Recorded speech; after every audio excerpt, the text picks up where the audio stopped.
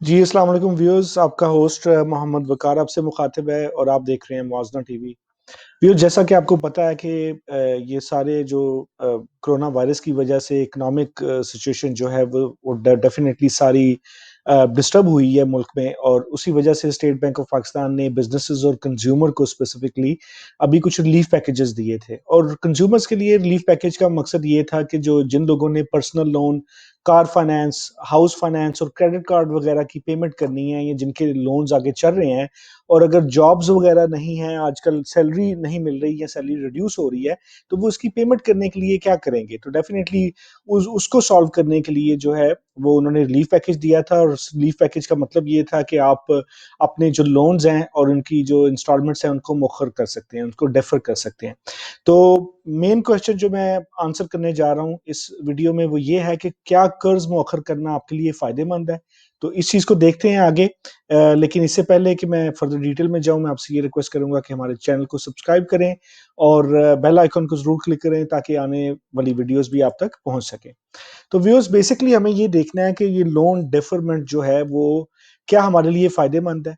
Normally जो देखने में नजर आता है कि कोई भी लोन अगर डिले हो जाता है तो ये तो फायदेमंद है, लेकिन ऐसा नहीं है। हमें ये देखना है कि इसके पीछे क्या है सारा।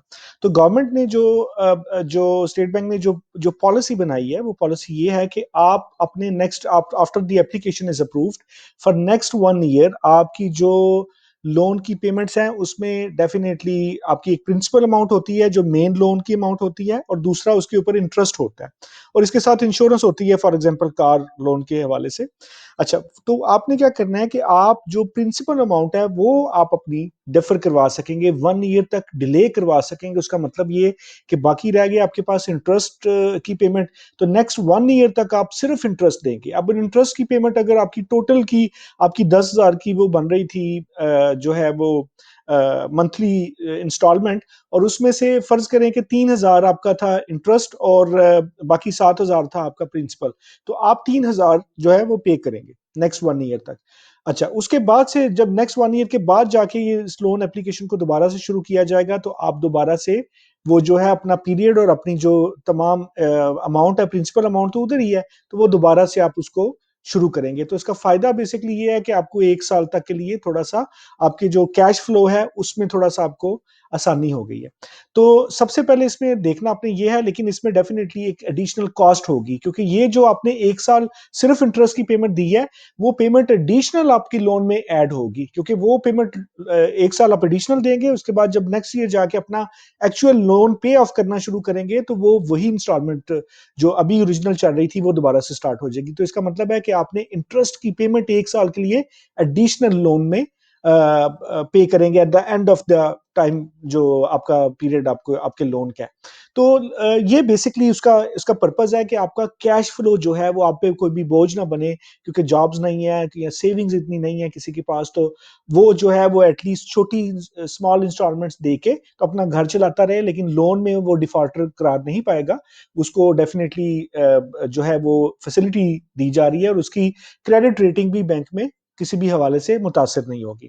अच्छा, तो ये इसका मेन फायदा है, ये प्लीज क्लियर कर लीजिएगा, क्योंकि ये बिल्कुल ये फ्री नहीं है, इसकी एक कॉस्ट है, और वो कॉस्ट यही है जो आपने एडिशनल पेमेंट्स करनी है 1 ईयर के लिए। अच्छा, उससे पहले आपने देखना है कि जब आप अप्लाई करने जा रहे हैं तो ये एक तो ये रिव्यू करें अपना डिसीजन कि क्या आपने मतलब ये करना है। अगर तो आपके पास पैसे हैं, आप इजीली पे कर रहे हैं, तो do not do that, because you will have to pay additional cost at the end of the term. जो है आपको एडिशनल पे करना पड़ेगा। अगर आपके पास आप अफोर्ड कर सकते हैं तो ना करें इसको, लेकिन अगर अफोर्ड नहीं कर सकते तो ठीक है, 1 साल के लिए आपको आसानी है कि आपने आपका जो कैश फ्लो है वो थोड़ा सा उसमें आसानी होगी, आपको मेजर इंस्टॉलमेंट नहीं देनी पड़ेगी, वो पैसा आप अपने घर पे, फैमिली पे, दूसरे कामों के लिए यूज कर सकते हैं।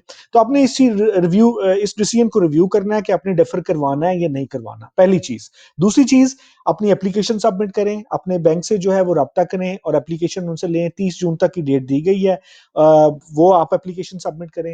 एप्लीकेशन आपकी अप्रूव हो जाती है सारा कुछ फॉर्मेलिटीज के बाद, तो आपने पेपर वर्क साइन करना है और रिटर्न कंफर्मेशन आपने लेनी है बैंक से, लेटर वगैरह कि जी ये मैंने एप्लीकेशन दी थी, ये अमाउंट थी, ये आज से लेके नेक्स्ट ईयर तक ये जो सारी है वो ये इसका डिस्ट्रीब्यूशन होगी और नेक्स्ट ईयर इस डेट से मैं दोबारा से शुरू करूंगा। तो ये चीज आपने करनी है और उसके बाद आपने प्लान करना है, डेफिनेटली इसको ना भूले कि रिज्यूम करनी है आपने दोबारा से अपनी लोन पेमेंट नेक्स्ट ईयर जो है वो शुरू करनी है, तो उसके लिए प्लान करें, उसके लिए अभी से जो है वो ड्यूरिंग दैट टाइम वो देखना शुरू करें। तो व्यूअर्स ये एक क्विक अपडेट था, आई होप कि ये आपके लिए हेल्पफुल होगा। और मेजर क्वेश्चन जो हमने आंसर किया है वो ये था कि इसका फायदा है कि नहीं, और ये क्या ये आपके फायदे में, क्या ये फ्री है, फ्री नहीं है। डेफिनेटली जस्ट टू रिकैप, ये फ्री नहीं है। आपने जो एडिशनल 1 ईयर सिर्फ इंस्टॉलमेंट की सिर्फ जो इंटरेस्ट रेट की पेमेंट देनी है वो एडिशनल ऐड हो जाएगी आपके टोटल लोन में। तो ये जनाब आपके लिए एक क्विक अपडेट था। Hopefully this has clarified your answers questions. इंशाल्लाह नेक्स्ट वीडियो के साथ दोबारा हाजिर होंगे।